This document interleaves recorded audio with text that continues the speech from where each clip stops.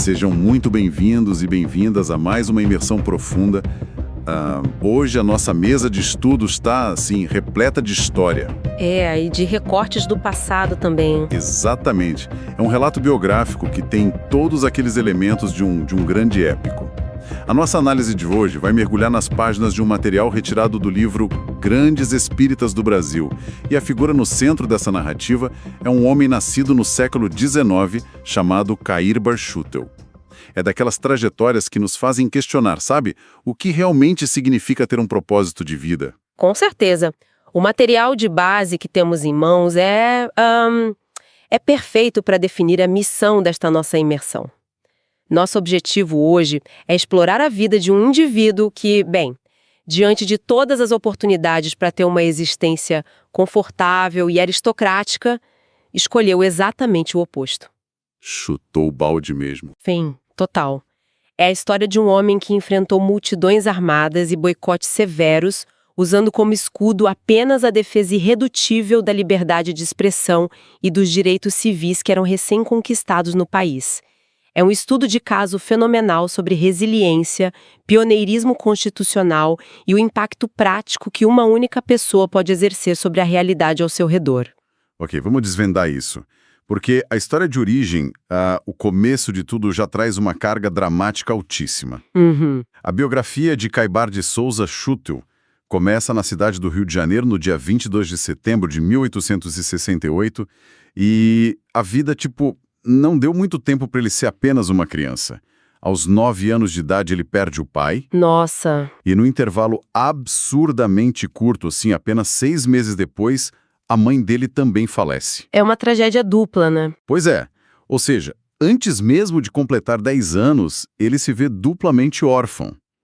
Na narrativa biográfica, esse evento é enxergado como a primeira grande provação que forjaria o caráter de alguém muito sensível às dores do mundo. E é exatamente essa orfandade que coloca o jovem Caírbar diante da sua primeira grande encruzilhada. Sem os pais, ele passa a ser criado pelo avô, o Dr. Henrique Schutel, um médico suíço altamente respeitado que havia construído uma base muito sólida no Brasil. O berço era de ouro. Exato, e as conexões de poder não paravam por aí. O tio dele, o Dr. Duarte Paranhos Schutel, era uma figura política de enorme influência, um homem com trânsito livre nas altas rodas, tendo sido deputado provincial e presidente da Câmara. O caminho para o sucesso já estava totalmente desenhado. A família o matriculou no Imperial Colégio de Pedro II. Espera, vamos dar um contexto para quem nos acompanha e gosta de história do Brasil. O Colégio Pedro II, no século XIX, não era apenas uma escola qualquer. Longe disso. Era a instituição mais elitista do Império, a antessala da corte. Para fazer um paralelo com os dias de hoje, seria o equivalente a um jovem ter a vaga garantida na Faculdade de Medicina de Harvard. Com todas as despesas pagas por uma família bilionária. Sim, e com conexões prontas para assumir um cargo de chefia logo após a formatura. Era o topo absoluto da pirâmide. Mas, o que ele faz? No segundo ano, aos 17 anos de idade, ele simplesmente abandona tudo. Ele recusa o apadrinhamento político do tio poderoso. Sai da casa confortável do avô e decide que vai construir a própria vida. E ele não vai tentar ser um intelectual boêmio ou algo do tipo. Ele vai trabalhar pesado como prático de farmácia. Essa decisão ilustra um traço de caráter muito peculiar. Há um idealismo latente e uma recusa ao que não fosse conquistado pelo próprio suor. O Rio de Janeiro, que logo se tornaria a capital da República, parecia não oferecer o espaço que ele buscava para as próprias realizações. Ele queria desbravar, queria um novo. Queria colocar a mão na massa. Isso. E é assim que ele parte para o interior do estado de São Paulo. Ele trabalha um tempo em Piracicaba, passa por Araraquara, até finalmente fincar raízes em um vilarejo bem remoto chamado Matão. A descrição desse lugar é fantástica para imaginarmos o cenário. Matão, na época, era um lugarejo de roça. A biografia fala em, e aqui eu cito, mataria grossa a enfeitá-la com algumas poucas casas. Era, para todos os efeitos, a fronteira. O velho oeste paulista. Poeira, isolamento e muito trabalho. Exatamente. Só que o prático de farmácia daquela época não era apenas alguém que ficava atrás de um balcão vendendo remédios em caixinhas. Muitas vezes, em lugares sem médicos, o farmacêutico era a única salvação da população. Ele que curava as febres, os cortes, tudo. Isso, naturalmente, construiu um capital social gigantesco para ele. A comunidade passa a depender dele, né? E o sangue político da família acabou falando alto, ele lidera ativamente o movimento para emancipar Matão da cidade vizinha, de Araraquara. A liderança dele foi tão orgânica que quando Matão finalmente vira um município independente, Caírbar é escolhido como o primeiro presidente da Câmara Municipal. Que seria o equivalente hoje ao cargo de prefeito. Isso em 1889, com ele na casa dos 20 e poucos anos. É uma ascensão política meteórica, baseada puramente na confiança da comunidade. O relato biográfico traz um detalhe maravilhoso sobre como ele exercia essa função. Ele chegou a comprar o prédio para instalar a Câmara Municipal usando o próprio dinheiro. Caramba, tirou do bolso para construir a prefeitura. Sim, e não havia oposição real contra ele, porque o nível de dedicação desarmava qualquer tentativa de rivalidade. Essa vocação para o serviço público, para a estruturação de uma comunidade, já estava lá, muito antes de qualquer transformação íntima no campo religioso. O autor Leopoldo Machado, que é citado na biografia, resume essa fase com uma precisão cirúrgica, ao afirmar que Matão teria de perder o político diferente para ganhar o apóstolo. E essa mudança de rumo chega de uma forma que soa até curiosa para nossa audiência contemporânea. Tudo começa com um amigo dele lá em Matão, chamado Manuel Calisto. Uma amizade que mudou tudo. Pois é, o pai desse amigo tinha uma reputação bem peculiar na região, porque era conhecido por praticar o espiritismo. No interior católico e rural daquela época, isso gerava muitos olhares de desconfiança. Mas o pai do Calisto era muito respeitado. Movido pela curiosidade, Caírbar decide participar de uma dessas reuniões para ver do que se tratava. E o que ele presencia, segundo o relato, são as famosas mesas que batiam pancadas. Exato! E para entender a mecânica da coisa, o relato descreve que essas pancadas eram o que se chama historicamente de pancadas tipológicas. Espera, vamos traduzir isso para quem está ouvindo. O que exatamente é uma pancada tipológica? Como uma mesa de madeira se comunica? É um contexto fascinante da época. Antes da escrita automática ou da psicofonia se tornarem mais comuns nessas práticas, os praticantes usavam um sistema quase como um código Morse paranormal. Código Morse de mesa? Basicamente isso. Alguém recitava o alfabeto e a mesa, supostamente movida por uma inteligência invisível, dava uma pancada no chão quando a letra certa era falada. Ou convencionava-se que uma batida era sim e duas eram não. Dessa forma, soletravam-se palavras e mensagens inteiras, letra por letra. Haja paciência e atenção. Muita. E a biografia relata que Caírbar, observando esse fenômeno bem rústico, ficou absolutamente intrigado com a coerência e a inteligência das respostas que eram montadas. A partir dali, formou-se nele a crença inabalável da existência de uma vida além da matéria. E o engajamento dele com o fenômeno escala muito rápido. O relato aponta que o próprio Caírbar passou a desenvolver capacidades mediúnicas, principalmente a psicografia, que é a escrita induzida. Sim. E o ápice desse processo inicial de conversão ocorre quando ele recebe uma mensagem assinada pelo próprio pai, que havia falecido quando ele tinha apenas 9 anos. Dá para imaginar o impacto emocional disso. É o que alicerça de vez a visão de mundo dele. Ele devora todas as obras do francês Allan Kardec que já estavam traduzidas e a vida dele ganha uma nova força motriz. O que é fascinante aqui é essa velocidade quase industrial com que ele transforma uma crença íntima em uma robusta infraestrutura social e midiática. Ele não se recolheu para meditar no topo de uma montanha. Ele agiu. Para dar uma dimensão, a biografia narra que no dia 15 de julho de 1905, ele funda o Centro Espírita Amantes da Pobreza, criando um espaço institucional. E exatamente um mês depois, no dia 15 de agosto, ele lança a primeira edição de um jornal chamado O Clarim. A logística de fazer isso em 1905 é de explodir a cabeça. Quase impossível. Nós estamos falando de uma cidade de roça, no interior paulista. As estradas eram de terra, esburacadas. Como ele conseguiu encomendar tipos móveis de chumbo, papel jornal de qualidade, prensas pesadíssimas e montar uma redação do zero em 30 dias.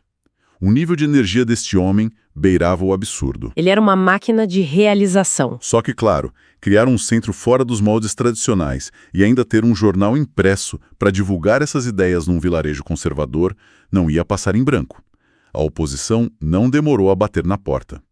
E é nesse cenário que surge o antagonista desse capítulo da história, o padre João Batista Vanesse. A narrativa biográfica descreve esse pároco local como um líder ultramontano. E essa é uma palavra importante para entendermos o nível do conflito. Ultramontano parece nome de cordilheira. O que isso significa na prática política da época? O ultramontanismo era uma corrente dentro do catolicismo que defendia de forma ferrenha a autoridade suprema do Papa e uma postura extremamente conservadora e centralizadora. Eles lutavam duramente contra a modernidade e principalmente contra a separação entre Estado e Igreja. Ou seja, tolerância zero. Zero. Um padre ultramontano não via outras crenças apenas como caminhos diferentes. Ele as via como ameaças literais que precisavam ser extirpadas pela raiz. E a reação dele contra Caíbar foi agressiva. O pároco organizou um boicote pesado, proibindo os fiéis de comprarem na farmácia de Caíbar. O que ameaçava o sustento básico dele. Totalmente. Além disso, o padre se articulou politicamente com o delegado de polícia local. O resultado: o delegado simplesmente proibiu por decreto que Caíbar falasse em público ou realizasse reuniões. Aqui é que a coisa fica realmente interessante. Imaginemos a afronta. Um homem que foi o primeiro prefeito da cidade, o benfeitor que comprou o prédio da Câmara com o próprio dinheiro, sendo proibido por decreto policial de abrir a boca. É um absurdo burocrático. Só que Caíbar não respondeu com violência. A biografia narra que a arma que ele puxou para essa briga foi um livrinho bem específico, a Constituição da República de 1891. O Império havia caído há pouco tempo e essa nova Constituição era um marco gigantesco porque garantia, no papel, a liberdade de culto e a separação definitiva entre Igreja e Estado. O Estado laico finalmente existia na lei. E ele usou isso. Ele avisou a cidade inteira que no dia seguinte iria para a praça pública discursar e exercer o seu direito constitucional. Doa quem doer. Era um embate clássico entre a nova ordem civil e o antigo poder coronelista. Quando o padre soube da ousadia, a tensão escalou para um nível extremamente perigoso. A narrativa detalha que foi organizada uma verdadeira procissão noturna para abafar o discurso. Uma multidão começou a marchar em direção à praça, cantando hinos fúnebres num tom de ameaça profunda, com a justificativa de espantar os demônios que o farmacêutico estaria invocando. E a situação sai totalmente do controle. Havia pessoas na multidão portando varapaus, porretes, punhais e até revólveres. Armas de fogo no meio da procissão? Sim, era uma tática de intimidação crua, desenhada para instaurar o pânico na praça. O cenário é de filme. É noite, tochas, cantos fúnebres, gente armada e no meio disso tudo Caíbar ali, em pé, tentando falar. O caos estava armado. E quem resolve a situação não é a polícia, não é o prefeito. É um terceiro elemento completamente inusitado. A biografia conta que a procissão barulhenta passou em frente à casa de um advogado da cidade. E a esposa desse advogado estava muito doente. Acamada, precisando de repouso. Exato. O barulho, a gritaria dos hinos e a confusão acabaram piorando gravemente o estado de saúde da mulher. Esse advogado, enfurecido, sai de casa, vai até a praça no meio da turba, interrompe tudo e aponta o dedo na cara do padre. Frisa bem que o advogado não era espírita, ele não estava lá para defender as ideias religiosas de Caíbar, mas ele cobrou o óbvio. Caíbar estava coberto pela razão da lei e agia sob as garantias da Constituição. Ele responsabilizou o padre criminal e civilmente. Ele chegou a gritar que se a esposa dele falecesse em decorrência daquele tumulto provocado na rua, ele mataria o padre ele mesmo. Ameaça de morte no meio da praça. Frente a frente. O peso dessa intervenção foi imenso. Imediatamente, o médico da cidade e outros cidadãos influentes se posicionaram ao lado do advogado, exigindo ordem e respeito à lei. Diante dessa reviravolta e vendo que a elite intelectual e civil da cidade formou uma barreira protetora, o padre recuou. A multidão foi debandando, os ânimos esfriaram, alguns mais curiosos ficaram ali pelos cantos. E como o relato biográfico descreve Caírbar, nesse instante exato em que a poeira baixa? Ele permaneceu de pé. Sim, o texto diz que ele estava sereno, imperturbável, lógico e preciso. Ele retomou a fala e foi até o final do seu argumento sobre direitos civis e liberdade de pensamento. Mas, incrivelmente, essa rivalidade não termina em inimizade eterna. O relato traz um desfecho que quebra todas as expectativas. É uma passagem que serve como um monumento à tolerância. Em 1908, alguns anos depois de tudo isso, o padre Vanessa recebeu ordens de transferência para outra paróquia, lá em Araraquara. Antes de deixar Matão, ele tomou a atitude suprema de procurar Caírbar na farmácia. Eles conversaram de forma muito civilizada. Depois de quase se matarem na praça... Pois é. E o padre admitiu francamente que ambos lutaram muito, mas nenhum conseguiu convencer o outro de suas crenças. Porém, o padre reconheceu a integridade moral do adversário, dizendo estar convencido de que Caírbar era um homem de bem. Eles se abraçaram e, num gesto de muito respeito, o padre presenteou Caírbar com uma Bíblia contendo uma dedicatória de amizade. Isso é de uma grandeza moral rara. E a biografia deixa claro que essa autoridade que Caírbar conquistou até entre os adversários vinha do fato de que ele não ficava só na teoria e no discurso. Ele colocava a mão na massa todos os dias. O apelido que ele ganhou na cidade foi o de Pai da Pobreza. E se conectarmos isso à realidade médica da época, o que ele fez foi revolucionário. Se conectarmos isso a um panorama maior, as ações sociais dele ganham um peso absurdo. Precisamos lembrar que, no início do século XX, o tratamento psiquiátrico no Brasil era basicamente encarceramento ou abandono total. Pessoas com distúrbios mentais severos vagavam pelas ruas, eram acorrentadas ou trancadas em prisões comuns. Caírbar não aceitou isso. A narrativa relata que ele transformou a própria residência num manicômio de emergência. Dentro da própria casa. Sim, ele levava pessoas com transtornos profundos para dentro da sua sala de estar, para dar abrigo e tratamento digno, com compaixão. A demanda foi crescendo tanto que, em 1912, ele precisou alugar um casarão muito maior só para acomodar os doentes com segurança. E na farmácia, já com os cabelos brancos, ele aviava as receitas de graça, distribuía alimentos, lenha para o frio, roupas e entrava pelo sertão a cavalo para tratar as pessoas onde não havia estradas. Ele era o sistema público de saúde do vilarejo antes mesmo de existir o conceito de saúde pública no Brasil. E enquanto ele fazia esse trabalho assistencial exaustivo de porta a porta, a mente dele voava longe, a visão política dele continuava afiadíssima. Ele comprou brigas pesadas no cenário nacional, fez campanha pesada contra o ensino religioso obrigatório em escolas públicas, batendo na tecla do Estado laico, mesmo vivendo depois sob a sombra do Estado Novo a partir de 1937. Vale contextualizar que o Estado Novo foi o período ditatorial de Getúlio Vargas, caracterizado por uma forte censura, repressão política violenta e um controle ferrenho sobre a imprensa e os movimentos intelectuais. Discursar por diversas cidades do interior paulista, defendendo o secularismo e a liberdade de pensamento durante uma ditadura, exigia uma coragem tremenda. Mas ele não apenas discursava, ele montou uma verdadeira máquina de comunicação. A engrenagem midiática que esse homem montou a partir do interior paulista desafia a lógica. Nós já falamos do jornal O Clarim, fundado lá no Susto em 1905, mas o relato destaca que em fevereiro de 1925 ele decidiu subir o nível. Ele lança a revista Internacional do Espiritismo. Prestem atenção no nome. Internacional. E não era só fachada ao marketing. De jeito nenhum.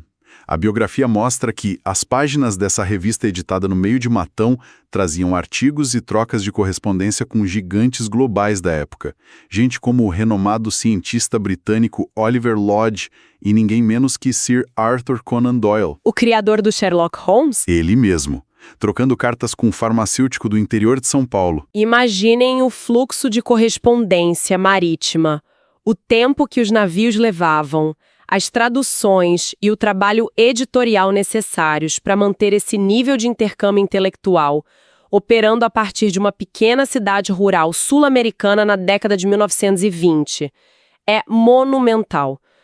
E além da revista, ele foi um escritor prolífico, lançando dezenas de livros com títulos que mostram que ele não tinha medo de polêmicas, como O Diabo e a Igreja e Espiritismo e Protestantismo. E a curiosidade tecnológica dele não parava nas máquinas impressoras de papel.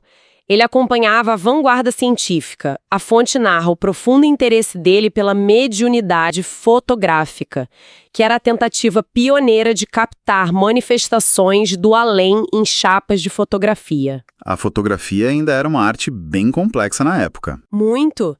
Em 1928, ele investigou pessoalmente fenômenos fotográficos a partir de chapas enviadas pelo célebre médium inglês William Hope, publicando essas análises detalhadas em sua revista. Ele queria provas, debatia com a ciência da época. E como se jornal, revista internacional e análise fotográfica não fossem suficientes, ele percebeu a mudança dos ventos na tecnologia de massa. O rádio estava se tornando a internet daquela década, a forma mais rápida de chegar instantaneamente nas casas das pessoas.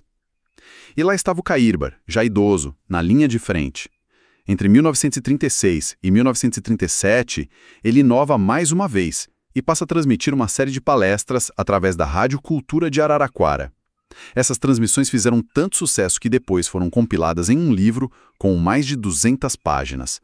Jornalista, autor, radiodifusor, articulista de jornais da capital paulista, ele abraçou todas as mídias possíveis. E o detalhe mais comovente é que toda essa operação gigantesca foi financiada quase exclusivamente pela própria farmácia e pelo suor pessoal dele. A biografia traz uma lembrança muito forte do seu colaborador de anos, José da Costa Filho. Ele narra uma ocasião em que Caírbar apontou para sua própria propriedade, a chácara onde vivia, e declarou com firmeza que, se precisasse, venderia o último tijolo daquele lugar para garantir que a divulgação das ideias não parasse. Venderia até o teto sobre a própria cabeça? O comprometimento dele era total, a ponto de exaurir suas reservas financeiras, sua saúde e seu tempo vitalício. A integridade era tão visível e indiscutível que o próprio relato menciona que seus maiores adversários doutrinários preferiam o silêncio ao ataque moral, pois não havia uma única falha no seu caráter para ser explorada. Ele era inatacável na conduta. Então,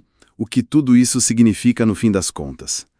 Nós começamos nossa análise falando de um garoto órfão da elite carioca e terminamos contemplando um complexo sistema de imprensa, rádio, assistência social, psiquiátrica, ativismo jurídico e filosófico, tudo orquestrado por uma única pessoa a partir do interior rural do Brasil. Como a biografia enquadra o fim dessa verdadeira montanha-russa de realizações? O marco final acontece em 30 de janeiro de 1938, a data de seu falecimento. E a reação da sociedade é a prova definitiva do impacto que ele gerou. O relato sobre o dia do sepultamento é de arrepiar. O evento foi uma apoteose cívica e popular. Matão sentiu o luto em suas fundações, a cidade simplesmente parou. O comércio fechou as portas em sinal de respeito unânime. As fábricas desligaram suas máquinas e interromperam as atividades no meio do dia. A mesma prefeitura municipal, a qual ele lutou para fundar e presidiu meio século antes, decretou o luto oficial e hasteou o pavilhão nacional a meio mastro coberto de crepe negro. Uma honra de chefe de Estado. E a repercussão cruzou fronteiras. Jornais não religiosos por todo o país, de São Paulo à Bahia até a capital do Rio de Janeiro, registraram a perda desse cidadão incansável em suas páginas. A nação notou a partida dele. Tem uma frase do professor Ismael Gomes Braga, que o relato biográfico faz questão de destacar, que serve como a moldura perfeita para a vida desse homem. O professor escreveu que o grande segredo de toda essa dinâmica multifacetada de Caírbar estava num ponto muito simples. Ele vivia a doutrina dele, em tempo integral. Ele não ficava só no conforto do discurso de tribuna, A crença dele era a prática dele. Para nossa audiência, num mundo tão saturado de teorias vazias nas redes sociais, de discussões virtuais que não levam a nada prático, analisar a biografia de alguém que transformou discurso em abrigo psiquiátrico, remédio gratuito na prateleira, jornal rodando no maquinário pesado e defesa real da Constituição é um soco no estômago. É inspirador de uma forma muito crua, muito real. Isso levanta uma questão importante, especialmente quando o autor da biografia resgata o último artigo escrito por Caibar. Nesse texto derradeiro, ele afirma com uma clareza cristalina que os princípios que norteavam aqueles fenômenos que ele investigou a vida toda vieram para, nas palavras dele, solucionar os problemas que até então desafiavam a sabedoria dos maiores filósofos de todos os tempos. Foi essa visão grandiosa, essa convicção de ter encontrado um sentido final e absoluto para a existência que operou como combustível inesgotável para a tentação. Era o motor de tudo. Exatamente. E o pensamento que nos resta ao fechar essas páginas hoje é este: como o mundo atual reage a indivíduos com esse nível extremo de convicção em verdades pessoais. Quando alguém subverte o status quo ao seu redor com uma dedicação tão inabalável e altruísta, a nossa sociedade atual abraça, tolera ou destrói essa figura? A era desses desbravadores, capazes de atuar em tantas frentes distintas de forma tão coesa e moralmente ilibada, seria um capítulo encerrado da nossa história? Ou será que ainda temos olhos para enxergar equivalentes modernos surgindo nas bordas do nosso tempo? É uma provocação que, sem dúvida, vai ficar ecoando na mente de quem nos ouve depois que o som acabar. É fascinante mergulhar nesses documentos e ver que, por trás de títulos pomposos e páginas amareladas, havia pulsação, sangue, poeira da rua e muito, muito suor. Muito obrigado a todos e todas que acompanharam a nossa análise de hoje. A história está sempre viva quando decidimos olhar bem de perto. Continuem questionando o que está ao redor, continuem garimpando essas memórias perdidas no tempo e nós nos encontramos na nossa próxima imersão profunda. Até lá!